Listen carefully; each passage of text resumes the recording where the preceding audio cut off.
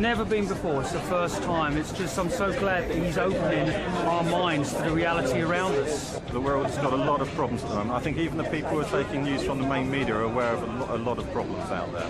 And the real way that we can solve them is by opening up awareness. And things like this event are going to do that. A friend of mine died of having swine flu vaccine recently.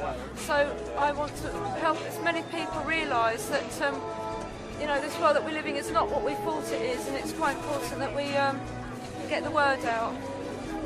I do believe there is an evil cabal who are interested in power, money and control, and I have a lot of respect for David for not being scared and speaking out against it. I admire him.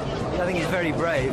I just want to see him doing his thing. I want David to tell us all, man, you know. I want him to talk about the moon being a spaceship. I want him to talk about the future, which he's so positive about, you know, with what's coming and how humanity is going to remember who it is, you know, and see that fork in the road where we actually stop believing all the mainstream education and media and start to wake up to the true magnitude of who we are and how we create reality, you know. He's done a lot of quality research, and he's also applied a kind of philosophy to it as well. You can take it or leave it, but he's putting it out there for everyone, and he puts himself at risk doing it, and we all owe him big time for that.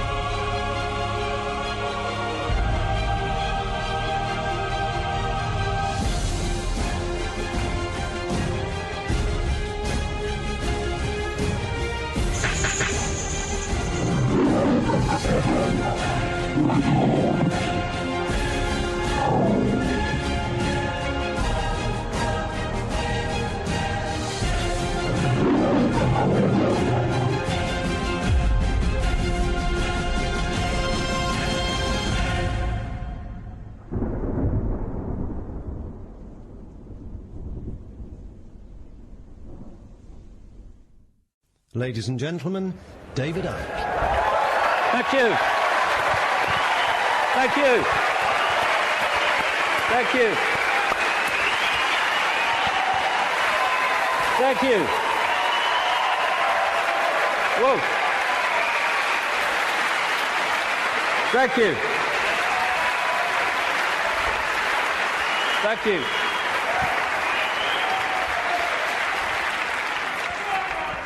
Good turnout then. Crikey. I remember talking to people in telephone boxes once and having room to walk around all those years ago, but amazing things have happened since. My thanks first of all to the extraordinary Linda for putting this event on, and Sean and all the team.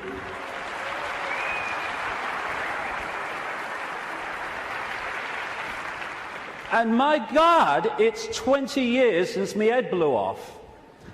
20 years on, I hope I've contributed one thing, and that is to let people realize that if you believe in something, if you keep putting one foot in front of the other and don't get caught in defending yourself or feeling sorry for yourself or falling for the fear that what other people think of you because you're saying something that's different, then if you keep putting that one foot in front of the other, you get somewhere. It's when you stop that everything stops. And if we believe in what we are saying, and what we're saying has validity, then eventually it will be shown to be so. But that process only plays out if we keep walking. And you realize over 20 years that whatever people are saying about you today, they'll say something else tomorrow, so don't get caught up in what they're saying today, whatever today is. Because the fear of what other people think is the state of perception that stops people making a difference. Because you can only make a difference in a world of uniformity if you operate outside that uniformity, and that's always going to get you laughter, it's always going to get you ridicule and condemnation. And we either want to make a difference and we take that on and say whatever, or we don't, in which case nothing changes. And when I look back at this last 20 years, I can see very clearly in my life what happens to all of us. You come into the world, and then you go through a series of experiences, and they seem to be random. They don't seem to be connected. Well, this is happening now, and that's happening then, and this is happening today. But when you look back, you see how it's been a journey of connected, often fantastically synchronistic experiences that are leading us in a certain direction. If we choose to go. If we don't choose to go, then we just run on the spot, which is where most of humanity is because of the way the system is structured. So when I look at the different aspects of my life, I see the chain of events that's led to now. I mean, this was me when I came into the world. I was bloody happy to be here, I was. Mom, Earth's a shitty place and want to go home. And I felt like that as a kid, to be honest. But then my life unfolded, and I became a professional footballer. Have you seen them teeth? When I saw that bloody picture, I've seen them teeth. Last time I saw a set of teeth like that, it was winning the Grand National. But the football side of it, which just seemed to be, I want to be a footballer. Actually, because I ended up playing professional football with rheumatoid arthritis, not recommended, by the way, I had an iron will to keep going whatever. And my goodness me, that came in quite handy a few years later. Then I went into television. What a bloody poser, look at him. I don't know, you should curl my hair then, you know. And thank you. It's been a long time since anyone did that to me. In fact, that's the first time, I think. And what that did was show me the inside of the media, shite, and also gave me a public profile which was going to lead to something later that wouldn't be ignored, although at the time I wish it was being ignored. And then I went into politics, you can call Green Party politics, and I saw politics from the inside, how it's just a game, how it's irrelevant to human life, and how people who were fighting with each other in the public arena were doing anything but that behind the scenes. And then, bang, 1990. For a year before 1990, when I was still in the Green Party, I felt this presence around me. Even when I was in a room alone, or especially then, I felt this presence around me, like I wasn't alone. And this went on for the best part, like I say, of a year. And it got more and more powerful, more and more tangible. Long story short, I tell the story in the books. I went by a series of synchronistic chances to see a psychic. Never seen one in my life before.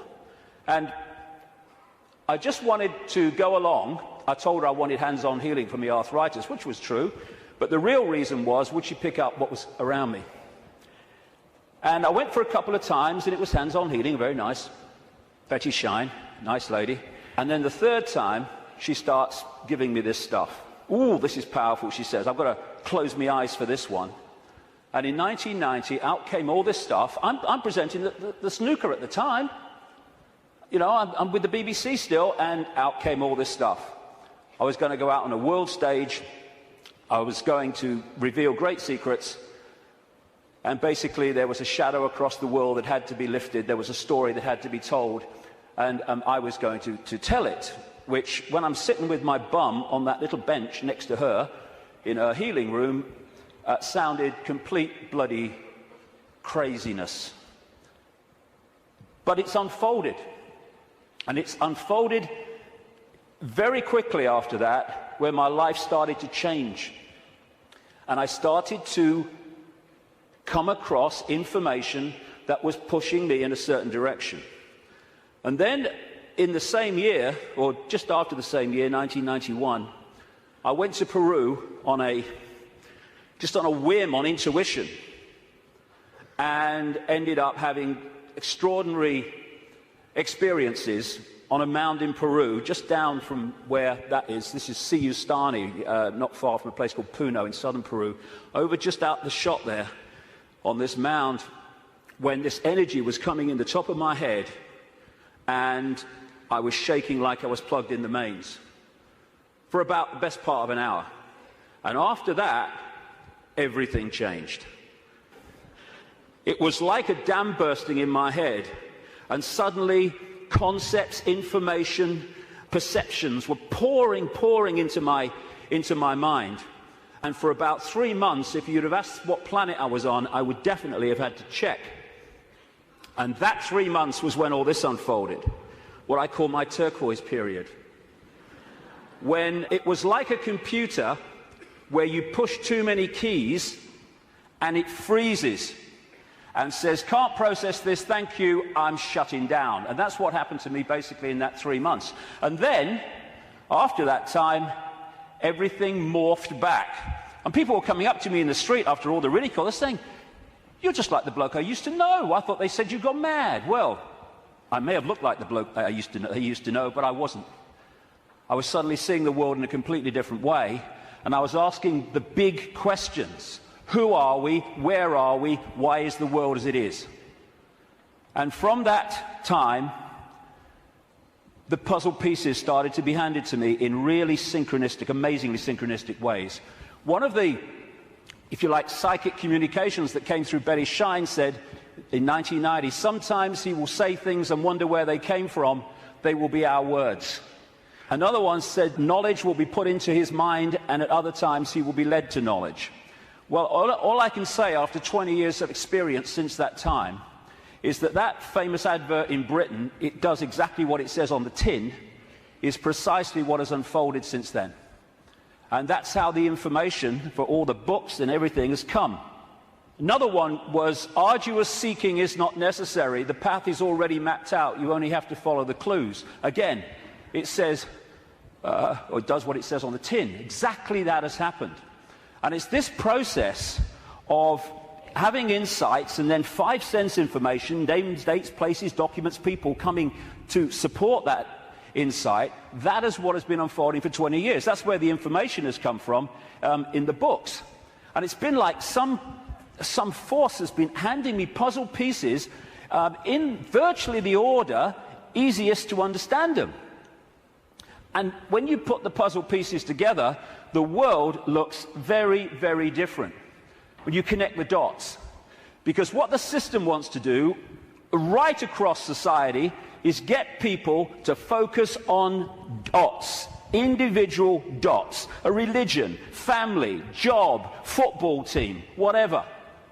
There's nothing wrong with focus as long as you hold peripheral vision and you can see how your focus connects out into other things. That's not what the system wants. It wants that focus so you don't have peripheral vision.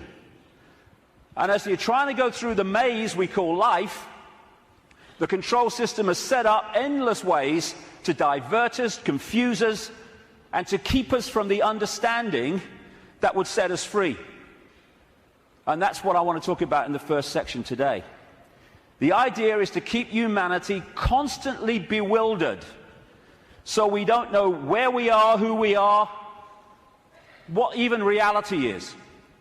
But when you connect the dots, and so many of them, as we'll see today, have on the face of it no connection to some of the others, when you connect the dots, the light goes on, and suddenly the picture forms. And what I'm going to do today, I can't fill in endless detail to support what I'm saying. That's in the books.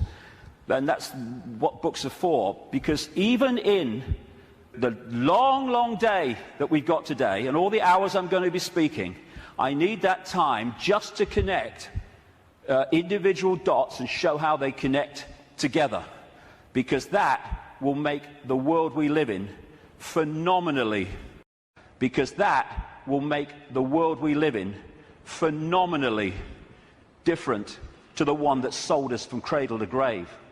The elephant in the living room appears when you connect the dots. When you connect enough, the elephant it's so blatant.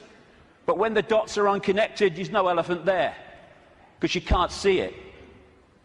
And that elephant in the living room is that there is a multi-level conspiracy, and it is multi-level, to enslave humanity in like a global concentration camp.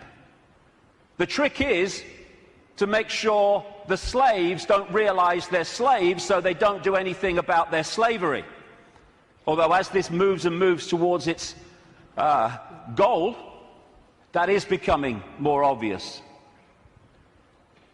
When I first started on this journey 20 years ago, the first few years, all the information coming to me in the, like I say, incredible synchronicity of meeting people, seeing documents, coming across information, having experiences, that first few years were about what I call the 5 sense level of this conspiracy.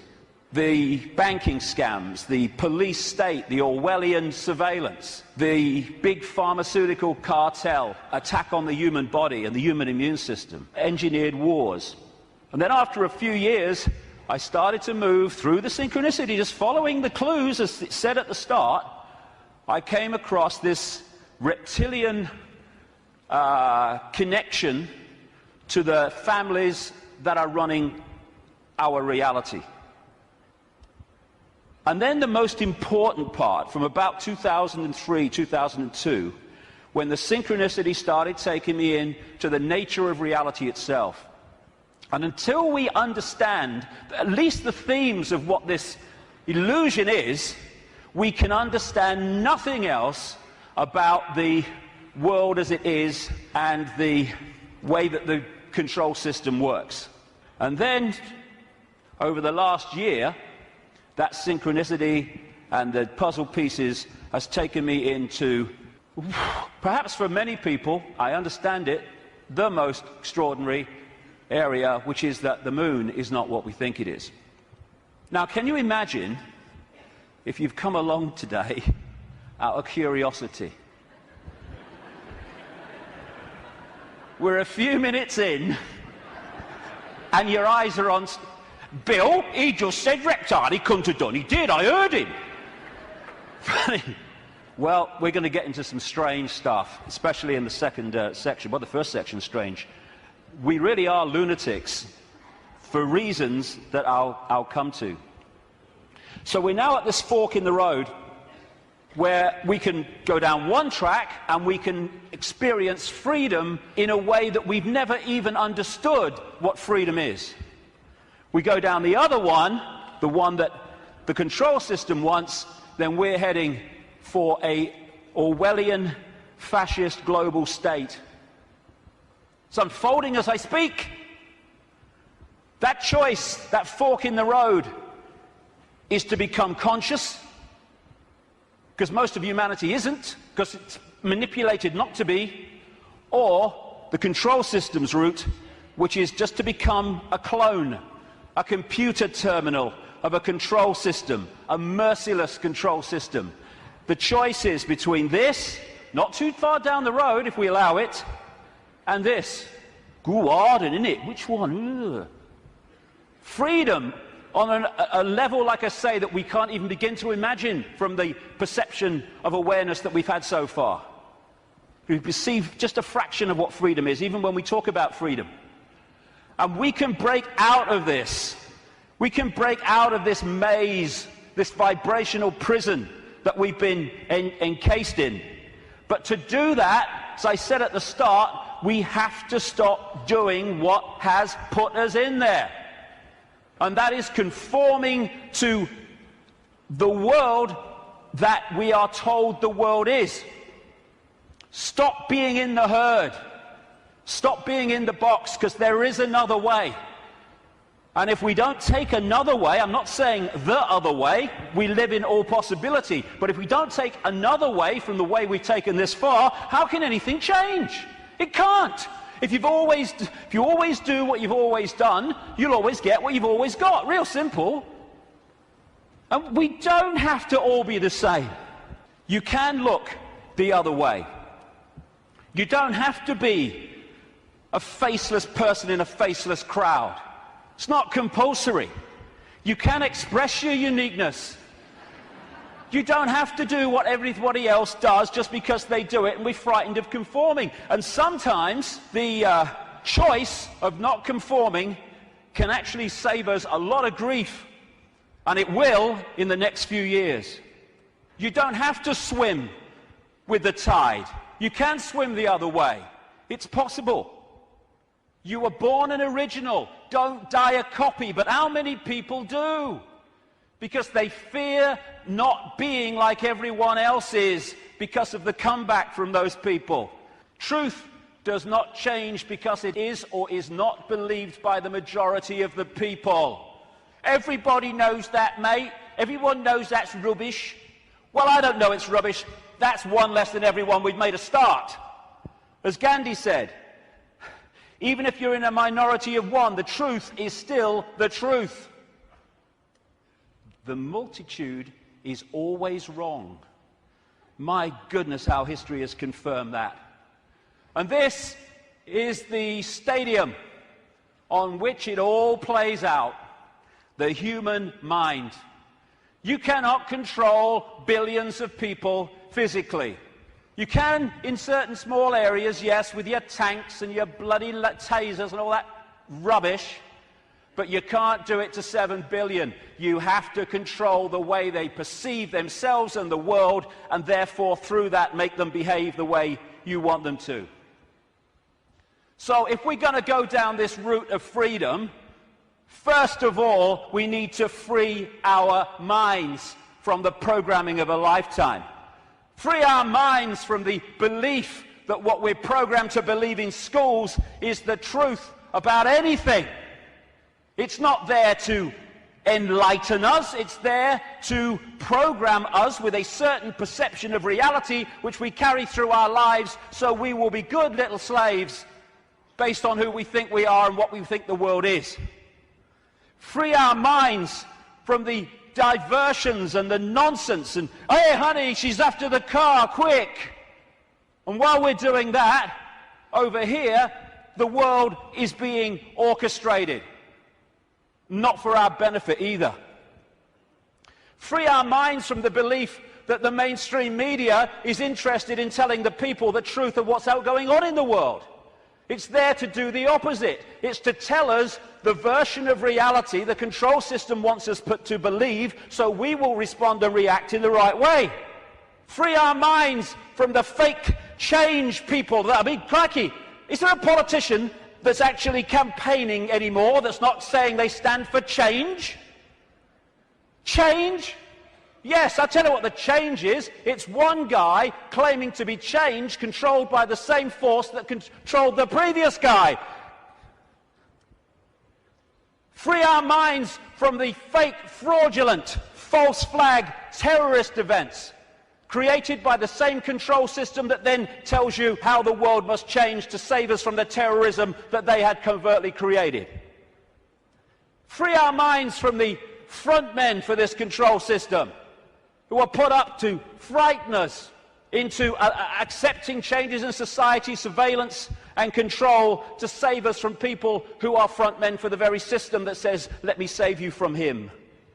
Free our minds from the bullshit nonsense about human-caused global warming, which is nothing more than a way of introducing and justifying more and more controls and massive, massive increases in taxation, making fortunes for people like him. Free our minds from the idea that Big Pharma, the pharmaceutical industry, is in any way interested in human health. It's not about human health, it's about Big Pharma wealth and more. Free our minds from the four-letter word that controls the world, fear, that traps us in these vibrational boxes called fear. And free our minds, more than anything else, from the idea that we are Charlie Jones or Ethel Smith. We're just Joe Public. We've got no power. The choice is to become conscious, to realize that Ethel Smith is an experience, not who we are, and choose not to be what the control system is fast trying to create. Since I started writing about this, in some detail 15, 16, 17 years ago about the control system. It's gone from its coming to daily experience. I think this is a symbolic picture myself. That plaque says, George Orwell lived here.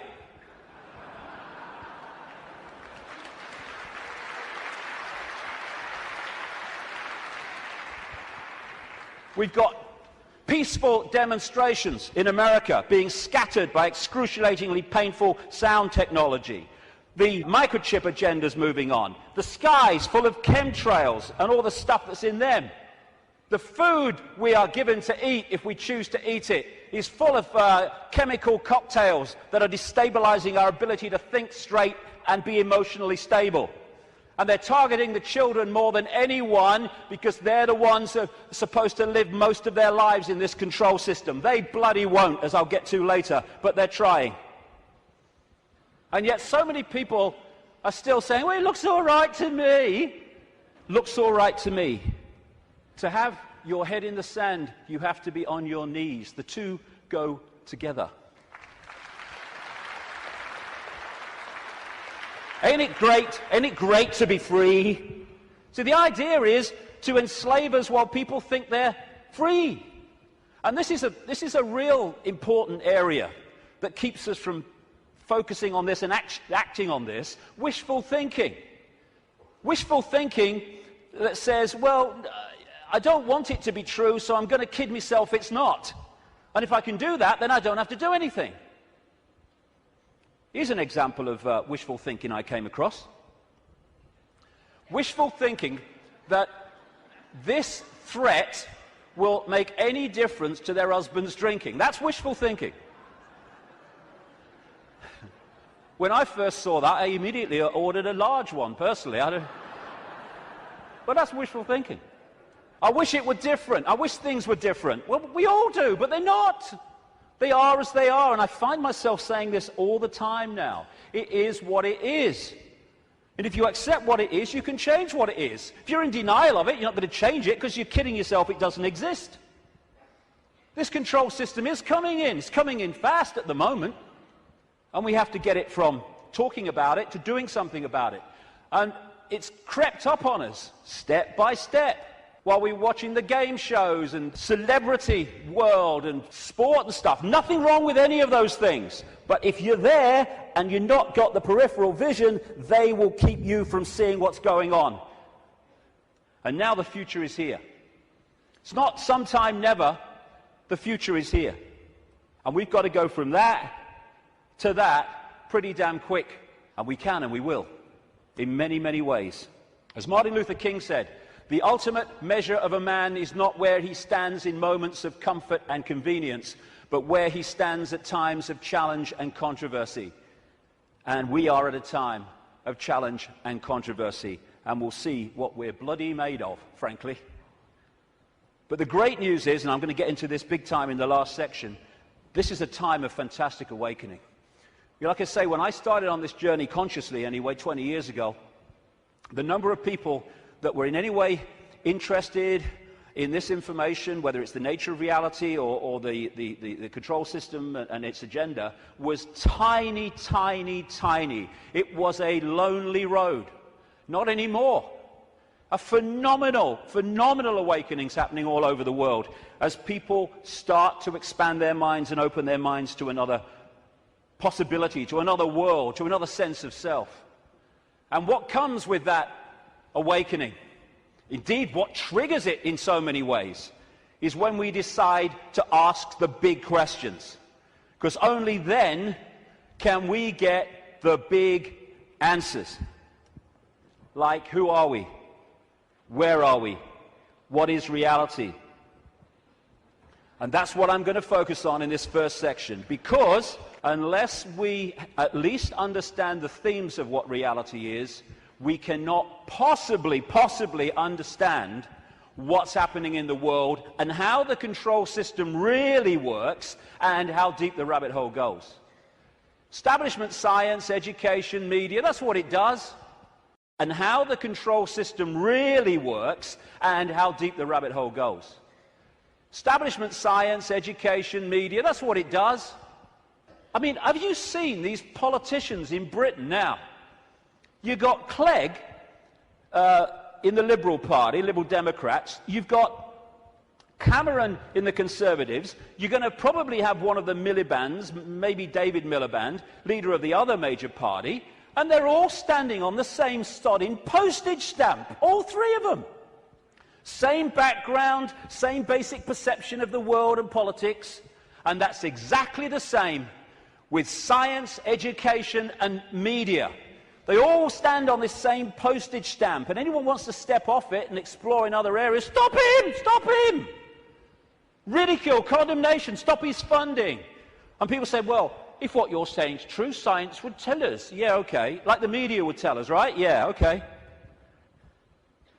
What the control system doesn't want us to know is that this reality, in terms of its physicality, the one we think we're experiencing now, is an illusion. There is no physicality. There is no out there. Everything I'm looking at now out there is going on in here. I'll come to how that works. It is so simple. As the great American comedian Bill Hicks said, great man. All matter is merely energy condensed to a slow vibration. We're all one consciousness experiencing itself subjectively. There's no such thing as death. Life is only a dream, and we are the imagination of ourselves. And that's the control system's bottom line, manipulating our imagination of self. You can trick the brain into seeing things that aren't there. These are pictures of paintings, etc., on the flat surface, the flat road, the flat pavement. And yet you can trick the brain into reading them as three-dimensional. That's on a flat pavement. So's that. Is that a woman's face, or is it a flower and a butterfly? Very easy to trick the brain to decode reality in a certain way. For instance, is this a man and a hand, or is it a Mexican, a woman, a bush, and a dog? Depends how you decode it. And the control system, en masse, is manipulating 24/7 the way that we decode reality, so we decode it in line with what suits the control system. As Einstein said, reality is an illusion, albeit a persistent one. And the reason it's persistent is because we live in a virtual reality universe. A fantastically expanded, advanced version of a gigantic computer game. And the analogies go one after the other. Today, it's much easier to talk about reality because technology is starting to mirror the very reality that we're experiencing. It's getting closer and closer to real, and the projection is that not too long from now, they will have computer games which you could hardly tell the difference between that and this. We're having training simulations and flying simulations. They're in some hospitals using virtual reality images to show patients when their burns are being treated, and they show them pictures of very cold images, and the brain decodes that and cools the skin down. And when you look at these advanced virtual reality technologies, what are they doing? They're just hijacking the way the five senses work anyway. They're using the eyes, they're using through these gloves, the sense of touch and all the rest of it, and they are feeding information, digital information, to the brain and tricking it to believe that something's going on which is not. And that's how the control system works. And we have what I call the body computer, the biological body computer. Biological, by that I mean it has the ability not just to react to data, but to assess that data and make decisions on it, which is what the immune system is doing all now as we speak. I'm not standing here, you're not sitting there saying, okay, problem with the right leg, go down there a bit on the left. No, it's just doing it because it's thinking. It's a biological computer system. By the way, this image here was taken the split second that someone told this guy that Barack Obama had won the Nobel Peace Prize. That's how I reacted anyway. And the base foundation of this virtual reality is actually waveform, vibrating energy. And within waveforms, as scientists will tell you, fantastic amounts of information can be stored. And that's what the base information construct of this reality is. It's information in wave form. And what I'm going to call that through the day is the metaphysical universe. When I talk about the metaphysical universe, I mean the waveform level of this universe before it becomes this. What happens is the waveform information construct is decoded through the body computer into the world that we think we are experiencing. It's all going on in here. And it's like, as I'll come to in a second, it's almost a mirror, though much more advanced, of the wireless internet, where you can get a computer and you can pull the wireless internet, the World Wide Web, a whole collective reality out of the unseen to appear on a screen anywhere in the world.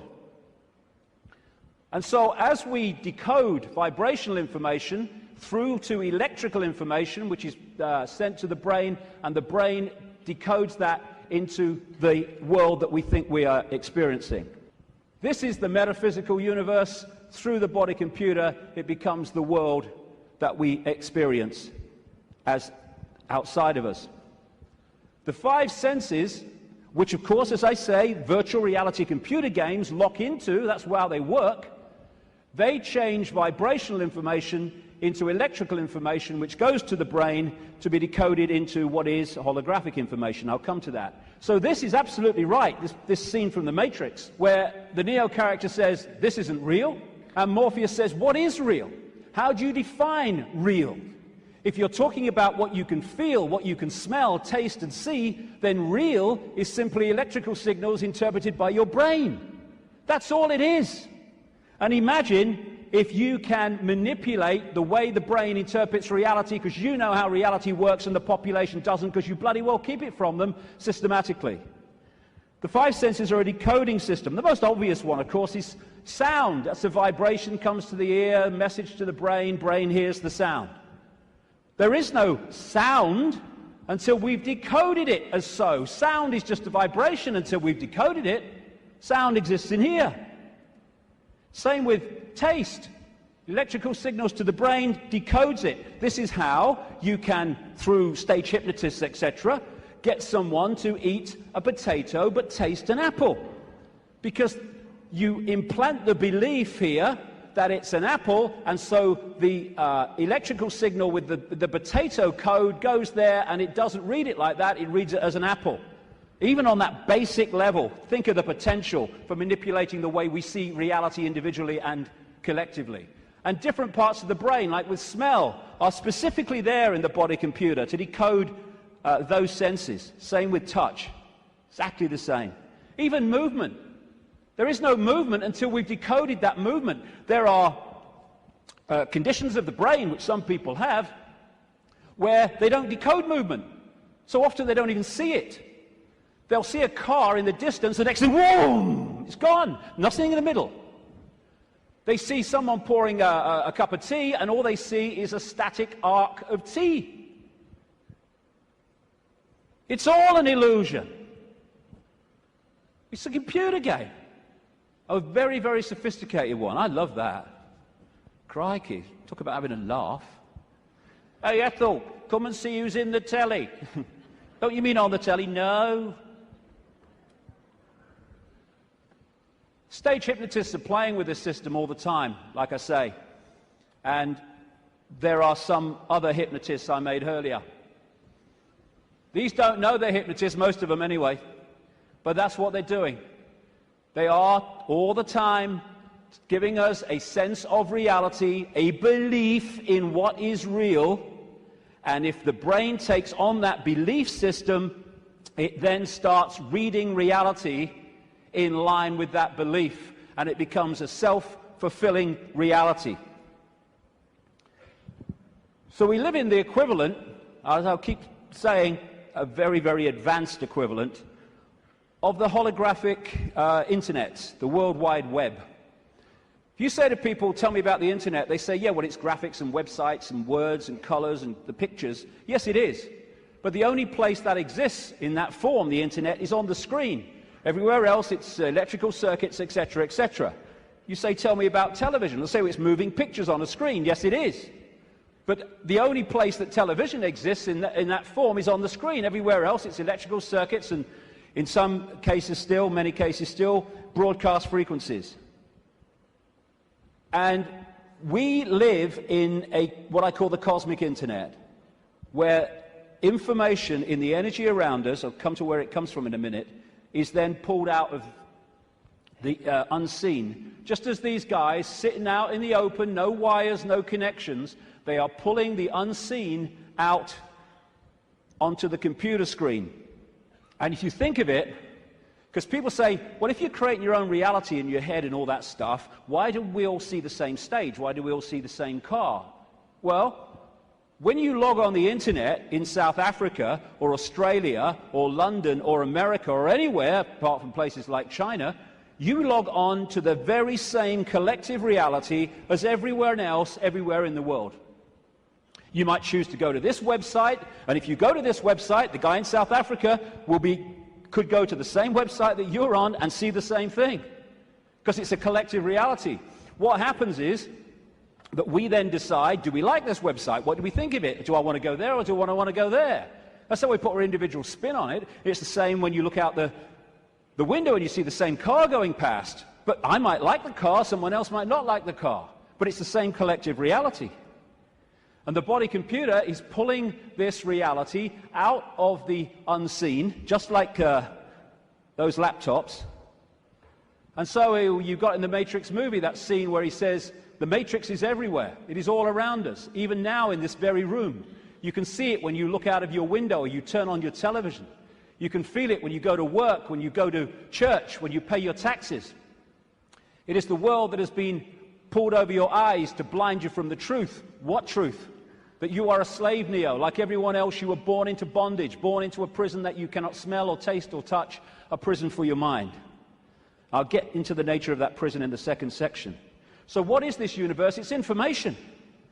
And it's information decoding information.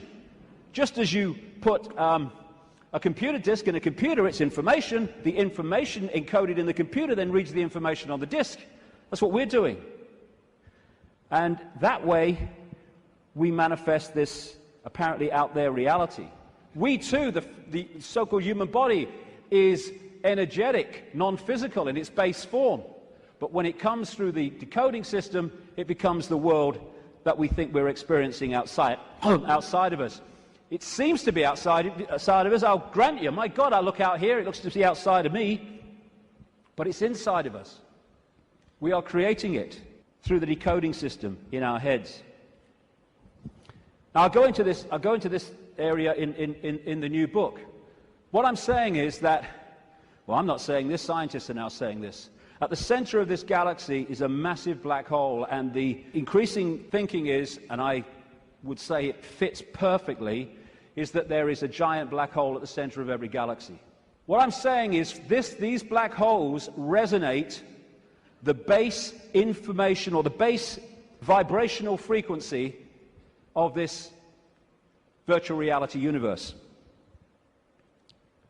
And they interact with what we call the suns. In this case, our sun in this solar system, but of course there's suns all over the place. I'm saying that this vibration triggers from the suns, depending on its vibrational state, because it changes, and that answers a lot of things, as I'll come to shortly. It triggers information of certain kinds being transmitted by the sun, suns in general, in the form of photons. Photons are the base unit of what we call light and other forms of electromagnetic radiation. They carry information. These photons being generated out of the suns, triggered by this vibrational base frequency coming from the black holes, create the cosmic wireless internet within our reality. and that's what we are decoding, create the cosmic wireless internet within our reality. And that's what we are decoding. The Earth decodes it. It's photon energy, photon information that is passing through the Earth energy grid. It is photon information, what the Chinese, in their acupuncture disciplines call qi. That qi is actually photon energy. It is information, which the body computer then is decoding into this collective reality. And just like on the internet, where you can see information and receive it, but you can also post information, so we're interacting with this virtual reality universe and changing it subtly as we put our unique spin on things. And we're creating that world that I keep talking about. Now, some scientists over the years have postulated that this physical world only exists when it's observed. I agree. Why? Because of this. When you put a computer disk into a computer, it does not read all the information on the disk at the same time. It reads that part that it is observing, whatever that laser's hitting at the time. All the other stuff is still in information form. It's not been transferred to the screen as pictures, etc. And we do the same.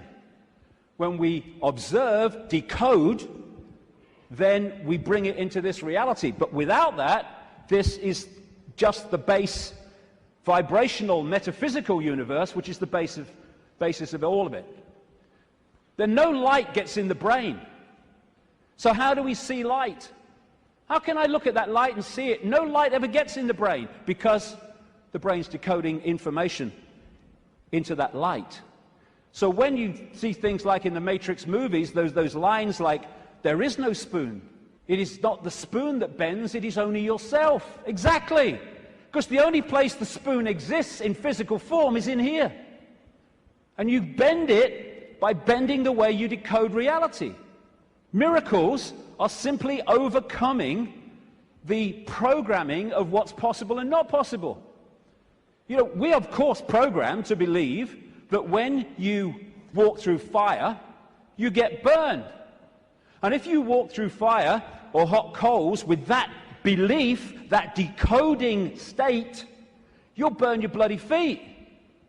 But as so many people have shown, if you can go into another state of consciousness and override that, you can walk across hot coals and not feel a thing. Why? Because an illusion cannot burn an illusion unless you believe it can. There are no miracles. There's just understanding how to manifest all possibility. And that understanding comes from the fact that we acknowledge, we understand that we are consciousness. Disembodied, no-form awareness, having an experience. Like a Central American shaman said, we are perceivers, we are awareness, we are not objects, we have no solidity.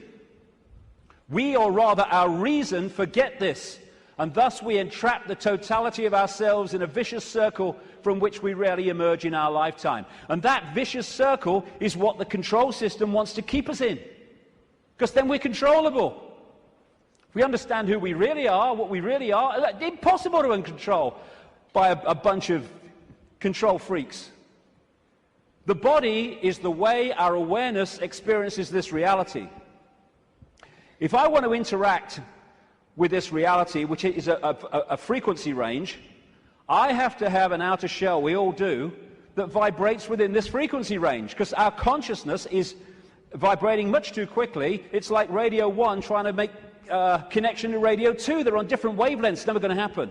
So we take on this outer projection we call a body, and therefore I can pick this up and interact with this reality. What the control system wants us to do is to believe that that projection, that vehicle to experience this reality, is who we are, because then we go from, I am all that is, has been, and ever will be, I'm Charlie Smith, I'm Ethel Jones, I've got no power. It's the whole bottom line of it. We say I'm going on the internet. We don't go on the internet. The computer goes on the internet. And we observe the internet through the computer.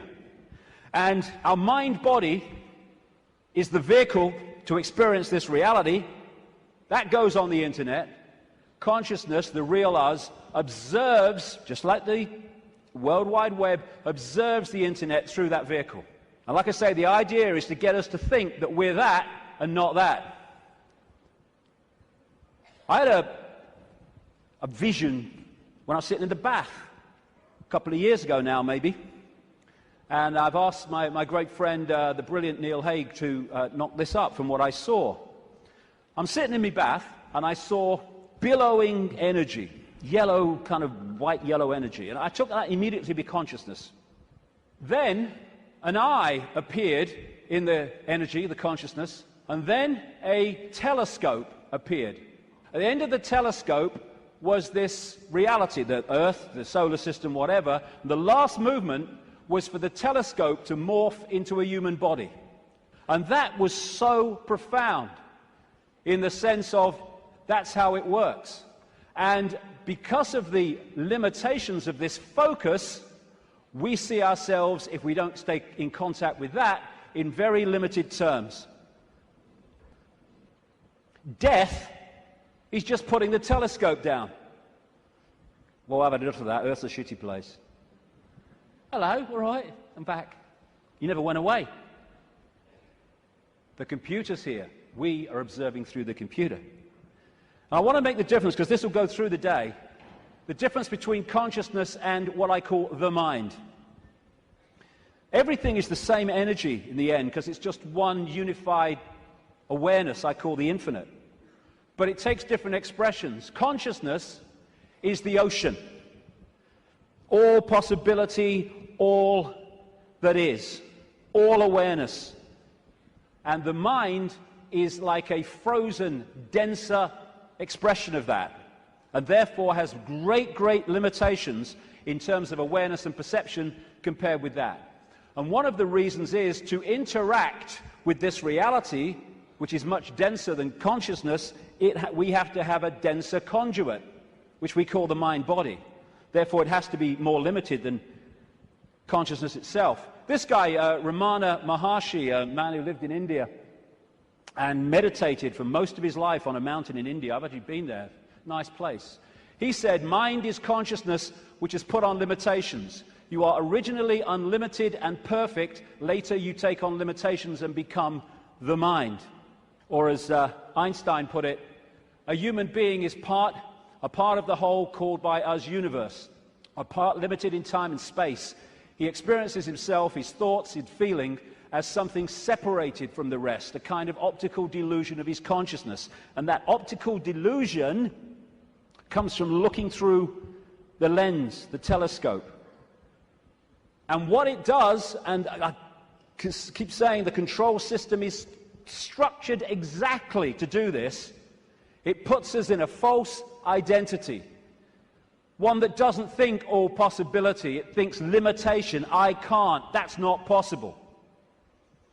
And if you want to control people en masse, you want them in that mode. I'm not David Icke.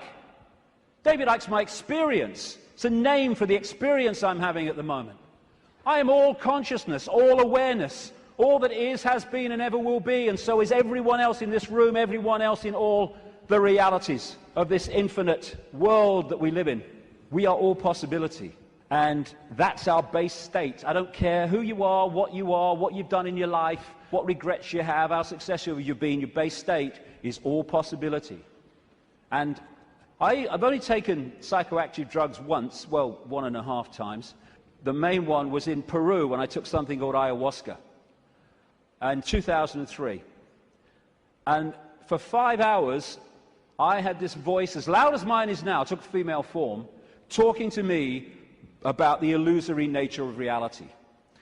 And when I came back out to Britain, it happened in the Brazilian rainforest, I started following up names, dates, places type information, what I was told. And it was extraordinarily accurate. It's amazing that Mainstream science has sussed most of this, but doesn't realize it as, because all the disciplines don't talk to each other. When you connect the dots, you realize they've already established that this is an illusion. But that doesn't go down well because it's too close to the truth. And how I experienced that state beyond this world, beyond vibration, was as stillness and silence. And that's what all possibility is, the stillness and the silence. There was a great line that voice said to me when it was explaining the nature of reality. It said, if it vibrates, it's illusion. If it vibrates, it's illusion, because our core level is stillness and silence. I experienced that. Amazing feeling. There are no negative emotions, there's no fear, there's no worry about not making the rent and all this stuff. They've all gone in that realm. And people think of nothing. All that is, has been, whatever can be. That's all potential, all knowing. And everywhere and nowhere. People think that's a paradox. You can't be everywhere and nowhere, but you can in all possibility. In all possibility, everything is possible. So everywhere is nowhere. Nowhere is everywhere. Everything and nothing. Again, not a paradox. All possibility is everything and nothing. And as I was saying, we think of nothing as nothing's there. There is nothing. But within the nothing, within the silence, is everything. Within the silence, for instance, is all possibility. And then when I start talking, I have pulled one possibility out of all possibility, which is manifest as vibration, my voice. And then I stop. It goes back into all possibility. We don't think that this building is defined by the nothing. We think it's defined by the something. But the something is only there, and this building is only in its form because of the no thing, apparently no thing, in between what we perceive as the something. The silence this is why when people are in silence, they go somewhere else. And so many people are frightened of the silence. Get in the car, whack the record on, get in home, put the telly on, noise, hold you in 5 sense reality. When people go into the silence, that's when they get their insights, because they're accessing other levels of themselves beyond the 5 senses. So out of the no thing comes the realm of form. This is something called cymatics. If you go on the internet, you can see it, videos of it, like YouTube. And what they do is they put particles on a metal plate, and they play sound across it. And it's incredible. It just forms into these amazing geometrical shapes just because of the sound. And when the sound stops, boom, it all goes back to all over the place. And then the sound changes and another form comes in. And these worlds of form, frequencies, vibrating frequencies, are created in this way, out of all possibility. And there are endless, infinite realms with different so-called laws of physics, different challenges, different experiences, all vibrating at different speeds and therefore able to share the same space. All of these different realms are sharing the same space that I'm sharing now, just as all the radio and television stations broadcasting to this city are sharing the space that I'm sharing now and the space that they're sharing with each other. So we live in a frequency range, and that frequency range is dictated by the range of frequencies that our body computers can decode.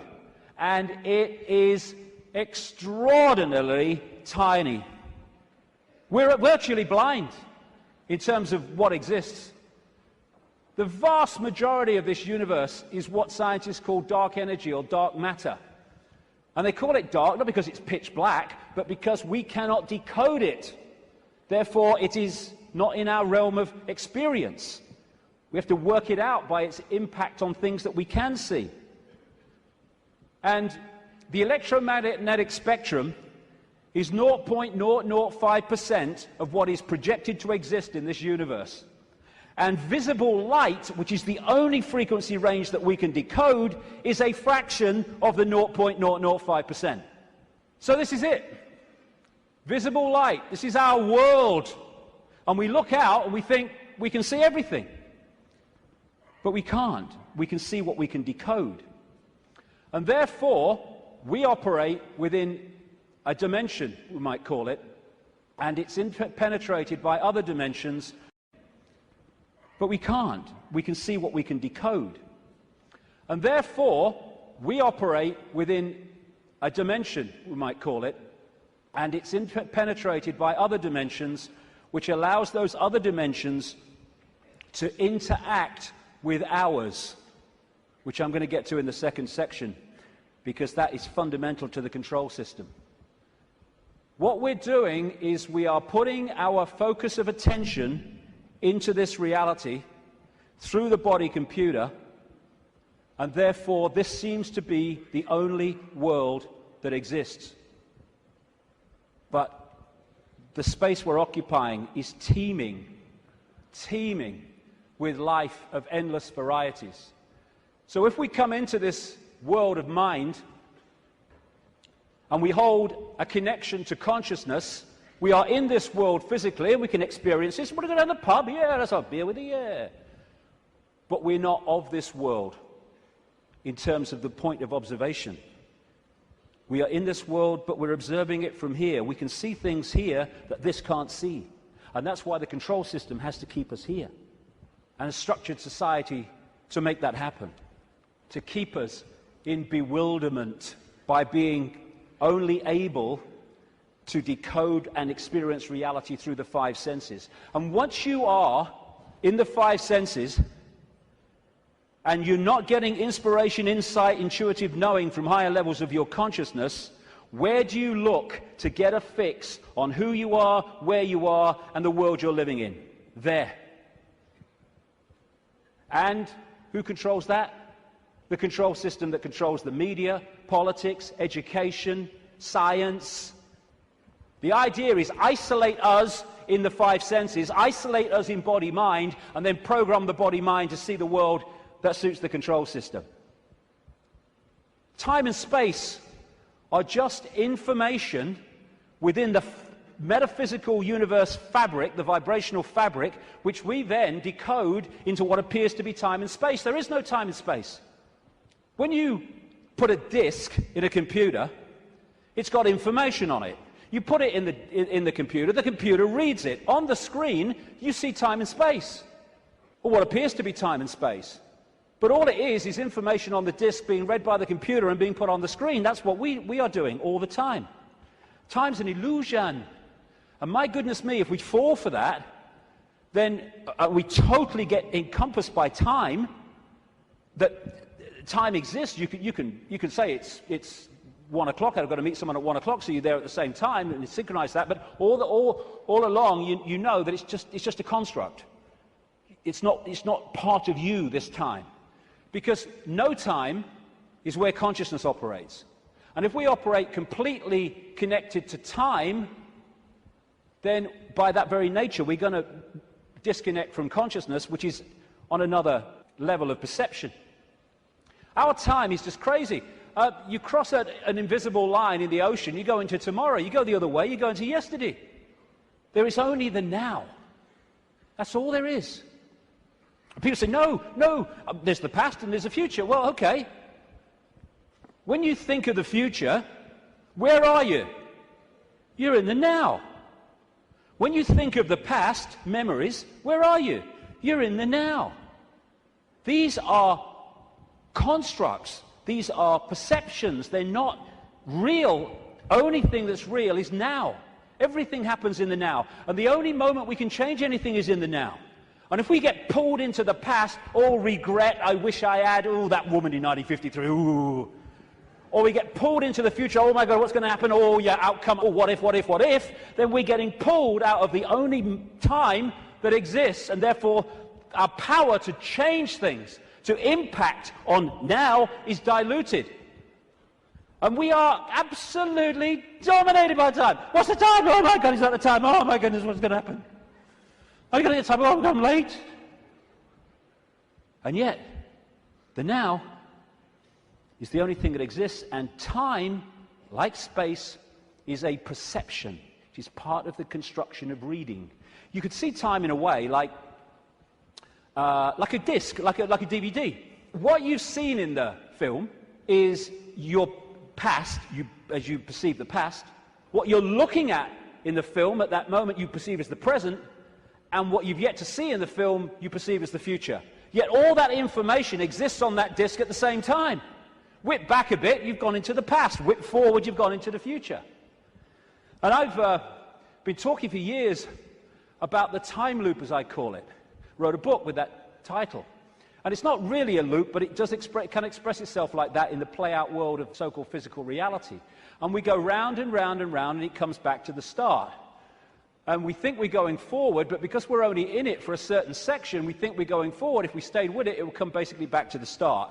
It's like a place of experience, and depending on what we wish to experience, depends on what part of the loop that we decide to experience. Because, as I said earlier, this vibration, and by the way, this vibration coming out of the black holes vibrates in the now. It doesn't move through time. It carries the encoded information that we decode as time, but it vibrates in the now. But it doesn't vibrate just the same forever. It goes through a cycle, a vibrational cycle, changes. And as it changes, it elicits different information from the suns, which we then decode, and as we do so, the world moves on, experience moves on through different epochs.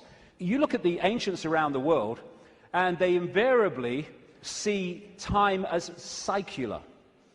You have, of course, the famous yugas in Indian belief, Hindu belief, where the world goes through different cycles. You have a golden age when everything is expansive and everything's fully integrated and connected. And then you have other yugas which are suppressed, and you have control, and you do not have the expansive awareness that you had before. It's a different kind of experience. And so as this vibration changes, it takes this reality through a cycle and then comes back again. This is where all these yugas come in. And what happens is the left half of the brain particularly decodes this information, which is vibrating in the now. It decodes it into a sequence. It's what some brain scientists call the left brain a serial processor. And it's this sequence that it puts the information in that appears to be the passage of time from past to future. The quicker it decodes it, the quicker time seems to move, the slower it decodes it the reverse. This is why, as Einstein said, if you're in the company of a beautiful woman, time can pass very quickly, but if you're in a dentist chair, it can pass very slowly, because your brain is decoding reality in a different way, putting it into a sequence in a different way.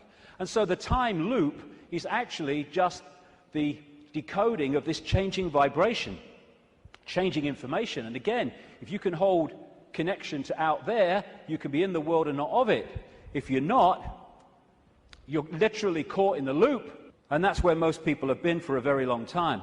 Now, as I say, the body is a biological computer, and I'll get through this part pretty quickly because I've been through this before in talks and stuff, but it's very important to keep connecting the dots. So, the body computer is our vehicle to experience this virtual reality, consciousness to experience it. It's like, you want to go to experience another planet, you need an outer shell. As I said earlier, we need an outer shell vibrating within the frequency of this reality. And this is what makes racism so ludicrous, so insane, such a confirmation of ignorance. Because it's just a vehicle to experience this reality. And racism is the final confirmation that you are caught in five-sense reality and have not a clue of the nature of what we all are, racist and non-racist, and that is consciousness. Humans, we think we're humans. We're human. Humans are like a software program. We're not human. We're experiencing being a human. We are consciousness having that experience. As this article in the San Francisco Chronicle said, DNA is a universal software code. From bacteria to humans, the basic instructions for life are written with the same language. And there are four codes, A, C, G, and T, or in my case, G and T, G and T, G and T. I like that one. It's in my DNA. And how these codes are in relation to each other decides if the outer shell is a human, a mouse, a virus, anything. And it very much connects into those green codes on the computer screens in the Matrix movies. And the body computer, biological computer, has the ability to think and assess for itself, ticks every box when you go through it. The reason they're now talking about connecting the brain to desktop computers is because they are connecting two computers. One far more, infinitely more advanced, yes, but two computers. That's how it's possible. When the computer won't work, won't turn on, won't process, we say the computer's dead. You drop a computer from a top floor, it will smash and it will be dead. You drop a human computer, it will smash and be dead. Because that's all that happens at death. The computer dies. We don't bloody die. There is no death. We're consciousness, infinite consciousness. The computer goes into sleep mode just to tick over. We go into sleep mode just to tick over. We have antivirus technology in computers to seek out the viruses that are a danger to the computer's systems and what you might call health. We have a phenomenal antivirus system we call the human immune system, which does exactly the same. And when you have a virus system and a new virus comes up, they have to update it because it can't work out how to stop it, because it's not been programmed to. This is updated by reacting and then integrating that so that the next time that comes, it can deal with it. This is an enhanced photograph taken at the Necker Hospital in Paris when they put tracer dye into the acupuncture points and then photographed it. And the tracer dye went through these lines of energy in the body, the chi, the photons. And when you look at it, it's just like a motherboard. And interestingly, when this chi is passing around too slowly or too quickly, the body is ill in some way. And what acupuncture is about is using the needles and other techniques to balance out that flow of energy. And what happens when the information is passing around a desktop computer in less than optimal speed? You say, my bloody computer's slow today, and often it's slow because it has a virus. The brain is the central processing unit of the computer, which in a desktop is a microchip. It's the main processor of information. The DNA is the hard drive, and it's not just the DNA we see physically, because even DNA is just the decoded version of an energy field. We have an energy counterpart which we call the human aura. What we call cultures. I'm this culture, I'm a black South African, I'm a Hindu or whatever. These are different sub-softwares of the human software. This guy, William Sheridan, was in a New York hospital waiting for a heart transplant, and he joined an art therapy course. He was about as good as I am, and I'm a terrible, terrible artist. And this is what he was drawing.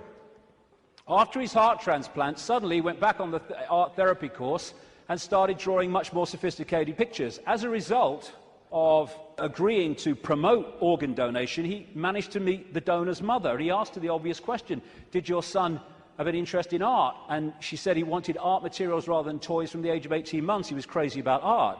And there have been many studies, some of them very extensive over the years, that have shown the incredible connection between people who've received hearts, lungs, and other organs from people and then taken on either and or their character traits or their abilities. Because what are they doing? They're downloading information from one computer to another.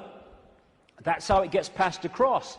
Credo Mutwa, the great Zulu shaman in South Africa, told me that in the days when they used to eat people in Africa, one of the golden rules was that you must heat the person to a certain temperature, otherwise if you eat them, you become them. Same principle. We are led to believe that what identifies us with the body and what identifies us with the body being us is whether we're a man or a woman. Again, being a man or a woman is not what we are, it's the experience we're having. How can we be a man and a woman, or how can that be what we are, when you can change from a man to a woman through chemical intervention?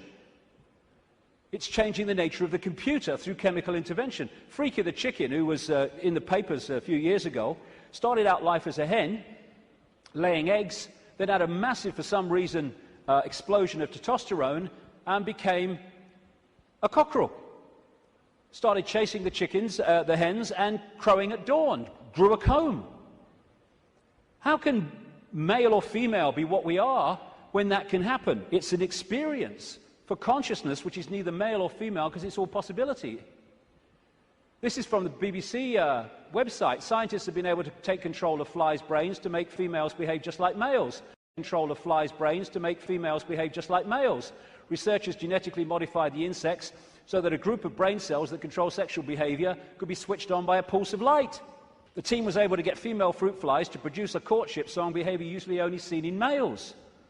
Just so you manipulate the computer. Why do birds suddenly start singing together when the sun comes up? I mean, is there someone with a baton? Go!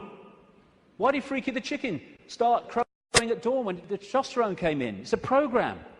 It's the same with emotions, where we think the emotions are who we are. But you can fundamentally change your emotional state through drugs, through chemicals, through things like mercury. Mercury in fillings can change your personality. Can change your personality by drinking the shite in food and drink, these chemical cocktails. That's what's happening to so many kids. How can even emotions, as we know them, be what we are, when chemicals can change the emotions that we have? It's to do with the way we decode reality. And we are receiver-transmitters of information. Like we're taking from the worldwide cosmic web and we're adding to it. And how interesting and appropriate that one of the great ways or great means of receiving and transmitting is through crystals, quartz crystals. And it turns out the human body is a gigantic liquid quartz crystal. The membrane of every cell, and we have trillions of them, is a quartz crystal, a liquid crystal.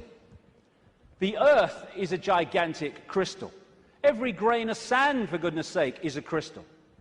And the Earth, too, is receiving and transmitting information within this cosmic web.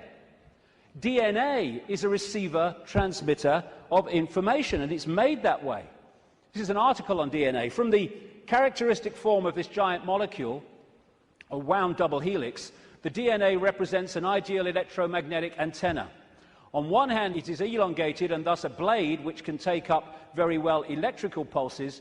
On the other hand, seen from above, it has the form of a ring and thus is a very magnetical antenna. We are receiving and transmitting all the time through what we think is the body computer. And the energetic auric field connects into us through what we call chakra points, from a word, Sanskrit word meaning wheels of light. And these connect into what we call the physical body through the endocrine system of glands, two of which include the pituitary and the pineal gland, which together make up what we call the third eye. The ability to get out there through the sixth sense. It's like that Muse song says, if we could flick a switch and open your third eye, we would know that they'd never be afraid to die. Words to that effect. Exactly, because we'd be out there. Now, anything that can shut these down holds us in five-sense reality and stops us from breaking out into the greater self. That's where they want us, and that's where they've got so many people, the vast majority, in that state, in a false identity. The world looks so solid, I grant you, but it can't be. It can't be, even though it seems to be. And if you bang your head on the wall, again, like walking through the fire, believing you're going to get burned, bang, you'll bang your head. But it can't be, because the world is made up of atoms, and as quantum physicists have shown, atoms have no solidity. How can something which is basically empty space make up a solid world? It can't. The reason it appears to is because the information in the waveform metaphysical universe is decoded through into apparent solidity. Again, it's just the way we decode reality that gives it form. We take information from a disk, we put it on the screen, it seems to have time-space solidity. But it doesn't. It's just information being read, and that's exactly what's happening to us.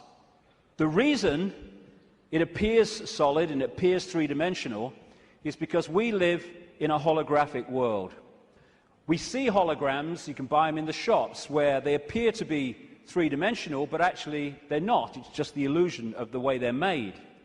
And how they make them is they have a laser, part of it goes across the object they want to photograph, another part goes directly onto a photographic plate, and then the part that's passed across the object goes onto that plate, and they collide. Those two parts of the laser collide, and they create, here we go, a wave form. We call it in holographics an interference pattern. It's like dropping two pebbles in a pond, and then the waves they create collide, and that is a waveform representation of where those pebbles fell, how heavy they were, how high they fell from, etc., how big they were, etc. And this is what the waveform, again, looks like on a holographic print. It's information. It seems to be nothing. It looks like a fingerprint, appropriately, actually. But what is it? But you fire a laser at that, and suddenly a three-dimensional, and the best of them, a very solid-looking image comes up. This is how we create our reality. It's holographic. This guy is in an Australian city, I think it was Melbourne, but he was projected as a hologram onto a stage in Adelaide. This is one that CNN did. So we are creating a holographic version of this information, just like a hologram does, in our heads. That's where it comes from. It's this construct. And how funny, I've been saying this for years, and then I come across this very, very mainstream New Scientist magazine in January now 2009, and its front page, "You are a hologram projected from the edge of the universe." You don't need to go through great swathes of academia. In fact, it's often the worst thing that can happen, because it puts you in the box on a postage stamp, often, to understand reality. You just have to access that which is all around us, containing that knowledge. And then you have the question, how can something be a waveform and a particle at the same time, which is what quantum physics has found and gone, what? How can that be? Very simple. When you're creating a hologram, the waveform doesn't disappear when the hologram projects itself.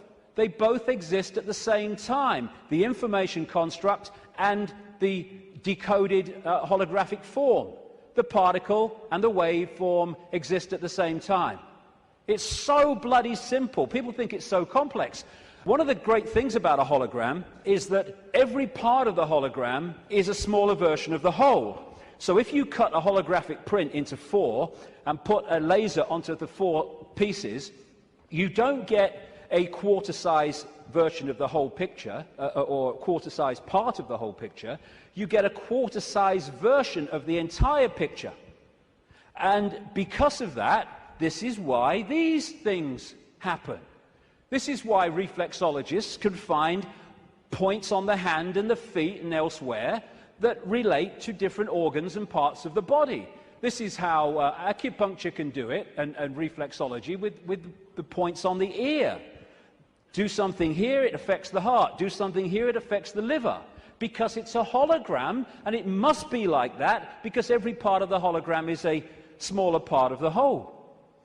Holographic blood, this book by an American physician called Harvey Biggleton, I went to see. He has found holographic images in the blood. And I looked through one of his really powerful microscopes, and as he increased it and increased it and increased it, my blood went from blood as you would perceive it to quartz crystal when you got it to the most powerful level. That's what we are, crystals. So because we live in a holographic reality where everything is a smaller version of the whole, that's where we get the theme of as above, so below. That's why the human energy field is mirrored by the Earth energy field. Because we are a smaller part of the Earth hologram, and the Earth hologram is a smaller part of the greater hologram. And on one level, this reality is digital. And they're creating now, and this is extremely relevant to what I've been saying, they're creating now digital holograms that operate in a slightly different way to the holograms we've had before. And some of these digital holograms, that's one, are being used at promotions to sell products and stuff, and people are frightened to walk through the hologram because it looks so solid. And that's what this is, digital holograms. Digital holograms is the reality that we're experiencing in what I call the play-out world. And this is why numerology works. Numerology can predict things, and it can make things happen because it is working on this digital level of reality. Computers work on binary systems of on-off electrical charges, just symbolized as 1 and 0. They're now starting to develop trinary computers with a third number. And the human brain works how? On binary and trinary on-off, etc., electrical charges. And of course the A, C, G, and T codes of the DNA all connect into this. So while in the Matrix movies we saw the projection of beyond the physical world, it was a digital world, so is ours. That's exactly what it is.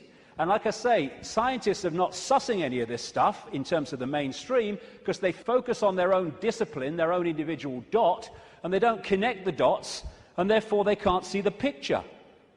I watched a program the other day. It was a mainstream science program, and it asked the question for at least an hour. I think it was an hour. What's the biggest number? And they were going to these bloody numbers that went on and on and on and on, disappearing up there, trying to work it out. Well, I'll tell you the biggest number. That's the biggest number. Infinity. There is no biggest number. There is only all possibility. And numbers are the digital level of this reality.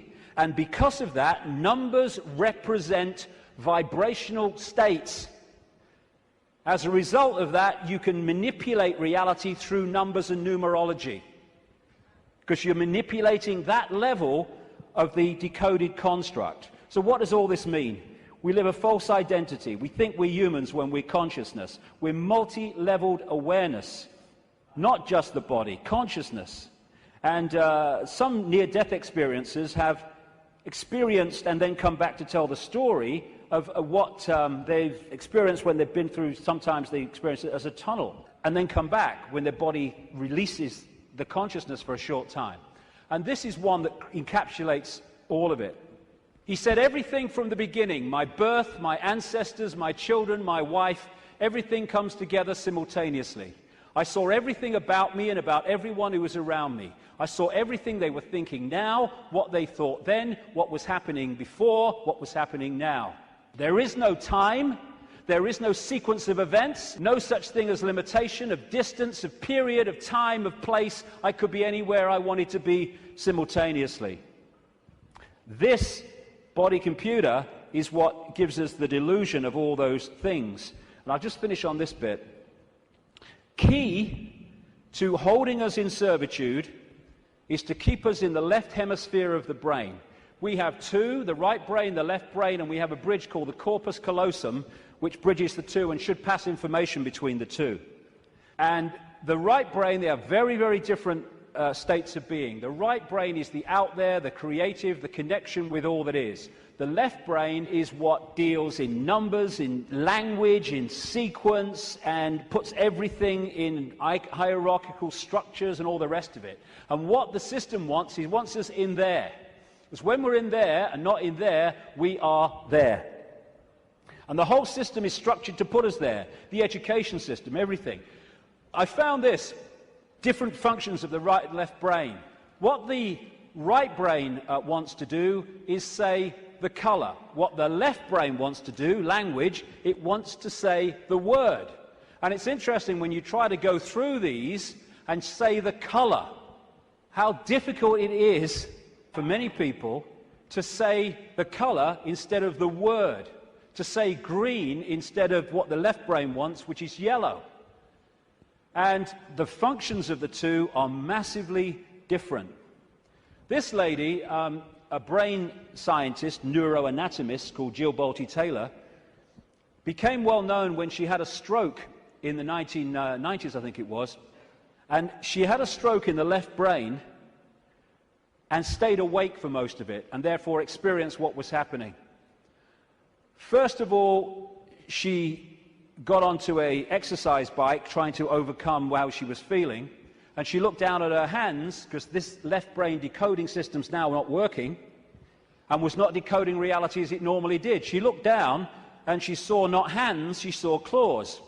As this went on, she could no longer see a division between her and anything else. Everything just joined as one infinite field of energy consciousness. And she said it was just bliss. Nirvana, she called it. When she tries eventually, the left brain eventually kicks in and says, you've got to get help, she tries to call work that field of energy consciousness. And she said it was just bliss. Nirvana, she called it. When she tries eventually, the left brain eventually kicks in and says, you've got to get help, she tries to call work, a colleague, to help her out. Took her 45 minutes, I think she said, a long time, trying to go through these business cards to find the number, because when she looked at them, she couldn't see numbers and words anymore, because this wasn't decoding reality as it should. She could see pixels. She was seeing this reality one step back in its digital pixel state. Eventually, through following the squiggles, she says, she managed to ring the number. And when the guy, he must have said something on the other end, like, hello, all she heard, she said, when he picked the phone up, was woof, woof, woof, woof. And then she said, I tried to say to him, hey, this is Jill, I'm in trouble. And all she heard herself say was woof, woof, woof, woof. Because the vibration was not being decoded by the left brain, the language part, into words that we can understand. And what the system wants to do is to put these firewalls up, called education, science, politics, media, peer pressure, to keep the right brain out of it. And this is fundamental, because these things are all part of the defense mechanism, keeping us in left brain reality and out of right brain infinity. Now, some people, they call them autistic savants, like this man, Stephen Wiltshire. They access the right brain potential in ways that other people don't. And this is why they're capable of fantastic achievements. This guy, Stephen Wiltshire, was taken up in a helicopter over London by the BBC for half an hour with nothing except his eyes, and then came down and drew London from the air with incredible accuracy. Why? Because he was accessing that infinite potential that left brain people, most of people in the world, don't. This guy, Daniel Tammet, another autistic savant, has again achieved incredible things, because he was challenged once to learn Icelandic in a week, and it's an incredibly difficult language to learn. I mean, none of the media were using on their news reading, were using the real name of that volcano in Iceland, were they? Because they could bloody pronounce it. This guy went back on television a week later speaking Icelandic. And his Icelandic teacher said, he's not human. Yes, he is! It's the human that we once were and will be again, when this suppression of our potential and our infinite possibility is brought to an end, and this shite stops.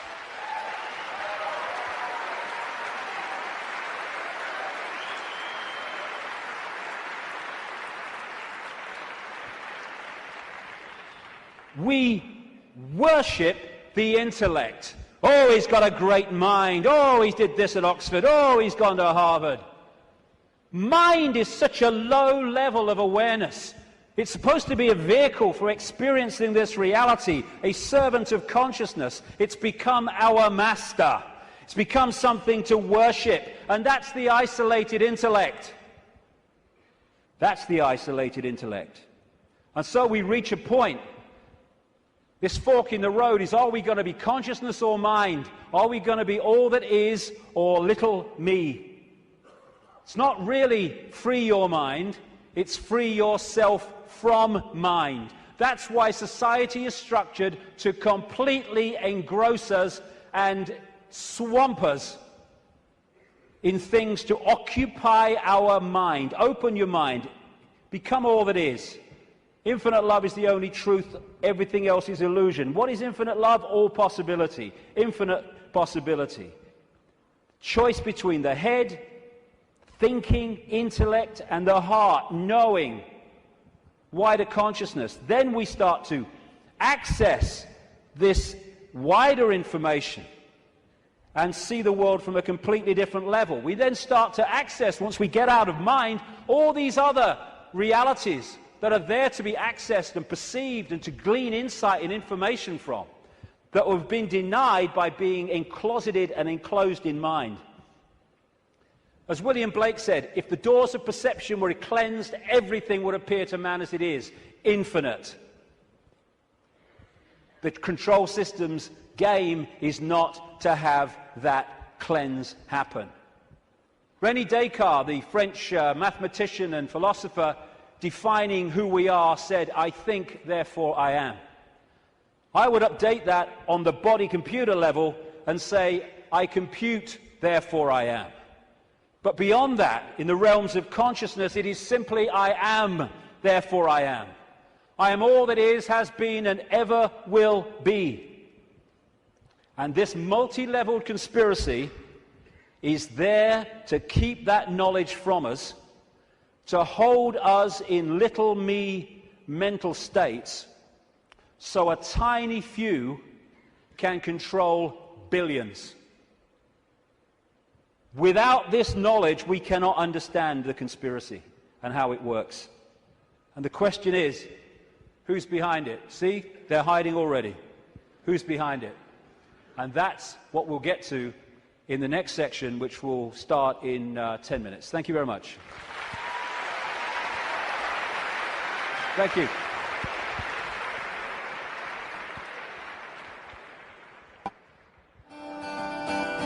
Love will set you free. Love will set us free. Love will set you free. 'Cause you can't manipulate peace and harmony. It's a spiritual revolution. It's a spiritual revolution. It's a spiritual revolution. It's a spiritual revolution.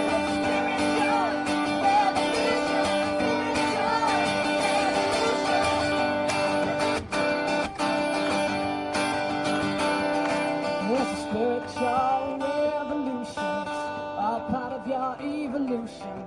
Your fate is still unknown. So wake up, my friends. The future now depends on you. So please lead us home.